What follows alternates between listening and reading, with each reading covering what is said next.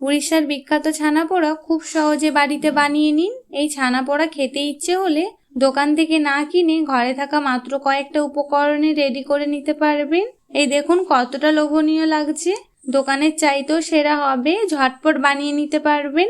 খুবই সহজ আর খেতেও দারুণ লাগে। একদমই নরম তুলতুলে ছানাপোড়া হবে, মুখে দেওয়ার সাথে সাথে মিলিয়ে যাবে। আসসালামু আলাইকুম এভরিওয়ান, ওয়েলকাম টু রান্নাঘরের জাদু রবলুবি। সবার প্রথমেই ছানা পড়ার জন্য ছানাটা রেডি করে নিতে হবে। তার জন্য একটা কড়াইয়ের মধ্যে অল্প পরিমাণে একটু পানি অ্যাড করব আর 1.5 লিটার পরিমাণে লিকুইড দুধ দিয়ে দেব। আপনারা চাইলে দুধটা বাড়িয়ে কমিয়ে নিতে পারেন।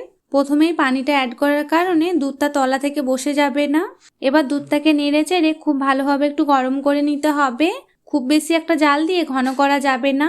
যখন দুধটা এরকম সুন্দরভাবে ফুটে উঠবে আর গরম হয়ে যাবে, এই স্টেজে আমি কড়াটা গ্যাস থেকে নামিয়ে নেব আর নামিয়ে একটু নেড়ে চেড়ে অতিরিক্ত গরম ভাবটা কাটিয়ে নেব। এবার ছানাটা কাটানোর জন্য আমি 4 চামচ পরিমাণে লেবুর রসের সঙ্গে 4 চামচ আমি পানি অ্যাড করেছি। এই মিশ্রণটাই আমি ঢেলে দেব। আলতো হাতে এভাবে নাড়তে নাড়তে দেখুন ছানাটা কত সুন্দরভাবে কেটে আসছে। যখন খুব ভালোভাবে ছানাটা কেটে যাবে আর পানিটা এরকম স্বচ্ছ হয়ে যাবে, এবার ছানাটা ছেঁকে নেব। তার জন্য একটা ছেঁকনি বসিয়ে দিলাম। এবার সবটুকু ঢেলে দেবো এই ছেঁকনির মধ্যে। আমি যেহেতু এখানে লেবুর রস ব্যবহার করেছি, এই টক ভাবটা কাটানোর জন্য একটু পানি দিয়ে ধুয়ে নিতে হবে ছানাটা। ছানাটা খুব ভালোভাবে ধোয়া হয়ে গেলে এবার এভাবে একটু পানিটা ঝরিয়ে নিতে হবে। খুব বেশি একটা ঝরানো যাবে না, হালকা পানি থাকলেও অসুবিধা নেই। এবার পানিটা ঝরে গেলে একটা বোলের মধ্যে নিয়ে নিতে হবে আর একটা চামচ দিয়ে এই ঢেলাটা একটু ভেঙে নিতে হবে। এবার ফ্লেভারের জন্য কিছুটা পরিমাণে এলাচ গুঁড়ো অ্যাড করব। আমি এখানে 4টে এলাচকে বীজ সহ খুব ভালোভাবে গুঁড়ো করে নিয়েছি, ওটাই আমি অ্যাড করলাম। 2 টেবিল স্পুন সুজি অ্যাড করব। 4 টেবিল স্পুন চিনি ব্যবহার করব। আমি এখানে গুঁড়ো চিনি ব্যবহার করেছি, আপনারা চাইলে আস্ত চিনিটাও নিয়ে নিতে পারেন, কোনো অসুবিধা নেই। এবার দিয়ে দেব 2 টেবিল স্পুন গুঁড়ো দুধ। এই গুঁড়ো দুধটা দেওয়ার কারণে ছানা পোড়ার মধ্যে খুব সুন্দর একটা টেস্ট আসবে। সবগুলো উপকরণ হাত দিয়ে খুব ভালোভাবে মিশিয়ে নিতে হবে।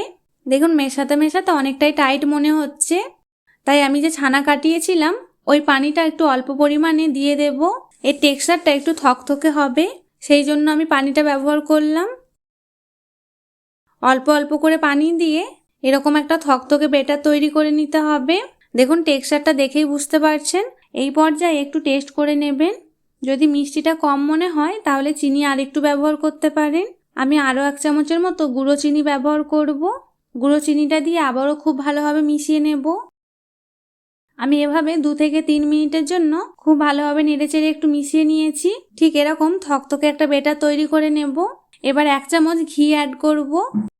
ঘিটা দিয়ে আবারও খুব ভালোভাবে নেড়েচেড়ে মিশিয়ে নিতে হবে এই ছানার সঙ্গে। আর মেশানো হয়ে গেলেই এখানে একদম রেডি হয়ে গেল ছানা পোড়ার জন্য ছানার ব্যাটারটা। এবার আমি মোল্ডটা রেডি করে নেব।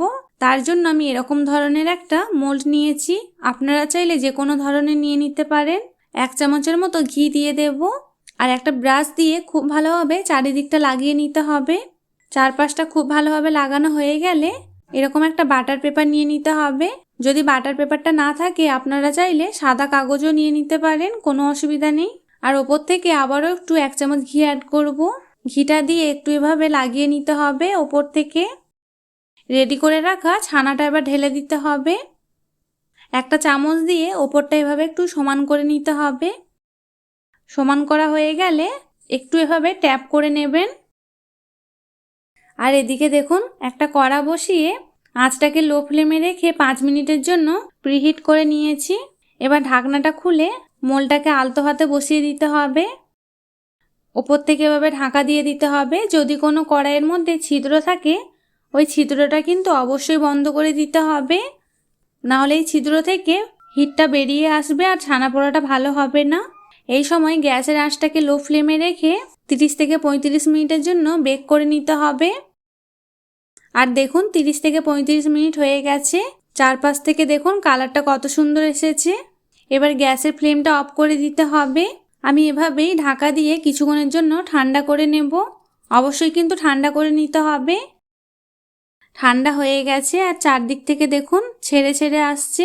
একটা ছুরি দিয়ে চারপাশটা একটু এভাবে কাট লাগিয়ে নিতে হবে। এবার একটা প্লেট বসিয়ে এভাবে ডিমোল্ড করে নেব আমি। হালকা ট্যাপ করলেই দেখুন ছানা পোড়াটা কত সুন্দরভাবে রেডি হয়ে গেল।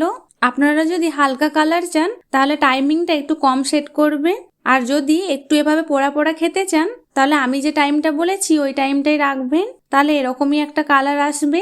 এবার ছুরি দিয়ে পিস পিস করে কেটে নিতে হবে। আমি চৌকো শেপে কেটে নিলাম, আপনারা চাইলে যে কোনো ধরনের শেপ দিয়ে নিতে পারেন। উড়িষ্যার এই বিখ্যাত ছানা পোড়া খেতে ইচ্ছে হলে খুব সহজে বাড়িতে ঘরে থাকা মাত্র কয়েকটা উপকরণে বানিয়ে নিতে পারবেন। দোকানের চাইতেও সেরা হবে, আর খেতে এতটাই সুন্দর লাগে না খেলে বিশ্বাসই হবে না। একদম নরম তুলতুলে ছানা পোড়া তৈরি হবে, মুখে দেওয়ার সাথে সাথেই মিলিয়ে যাবে।